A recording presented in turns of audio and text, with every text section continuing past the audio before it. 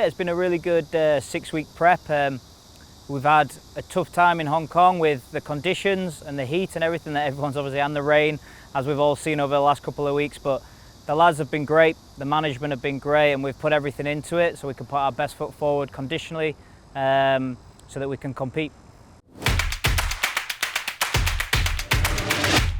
My aim as a coach and our aim as management is to keep pushing these players to be excellent, and that is to push their habits, push their day-to-day standards so that we get them ready for a world tournament, but also we get them ready for life and what's coming in the future. It's a young group under 20s, and we want them to be better people moving on from this, and I'm looking forward to the future of what they've got rugby. I think when you're going into such a short period of time of playing 4 back-to-back games, international games as well, and it's huge exposure to the contact side and the physical demands that the players are going to have to go through. I would say the biggest challenge is how they can back up conditionally, how they can look after their bodies, eat the right things, so that they can perform at the highest standard back-to-back for 4 games. And then obviously there's the other challenge of we're 4 weeks away, and they're going to be around each other for 4 weeks, and how do we keep that environment fresh and lively, and making sure everyone's happy and we can enjoy it as well. We want them to come away and enjoy the experience of playing for Hong Kong China Rugby.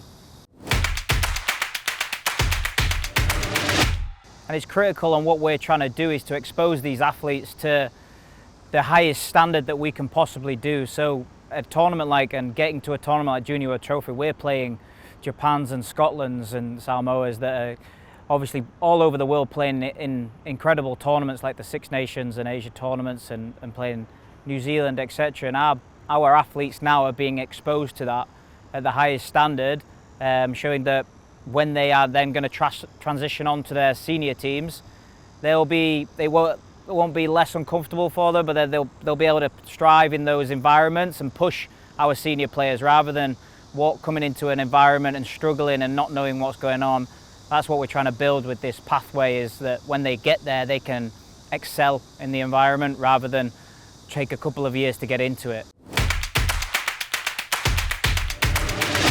So the key learnings that we took away from the ARC campaign in December was there are players and athletes all over the world and in Hong Kong that want to represent Hong Kong China Rugby. And this is a really exciting factor that we took away, and obviously a massive learning that there are massive amounts of players that want to compete and perform on the national stage and put their best foot forward. And we're really excited about what we've learned from this and what we can take into the future. And the future looks bright. So with this group, obviously it's a very talented group. There's a lot of good talents, there's a lot of good personalities in our group, which is great. And I would say there's certain players that have been exposed to this before. So there's a lot of players that played last year in Kenya, and there's a lot of players that have been playing in the Premiership in Hong Kong currently. And then there's players that have been abroad as well. So we have a good mix of talent and a good mix of exposure and experience that are in this group. If I had to highlight certain players, we've obviously got Dave Bennett that's been playing for Hong Kong Scottish in the Premiership this year, which is great, tight head. We've got Camille Chung that's actually got a cap for the Hong Kong China men's team against UAE, which is excellent, and that's obviously showing the signs of what the pathway is doing, the exciting factor. And there's obviously, then we've got our 10, Blake Elliott, who's a great talent, one for the future, but he's moving our team around, and he's also contracted with the Sports Institute and has represented them as well.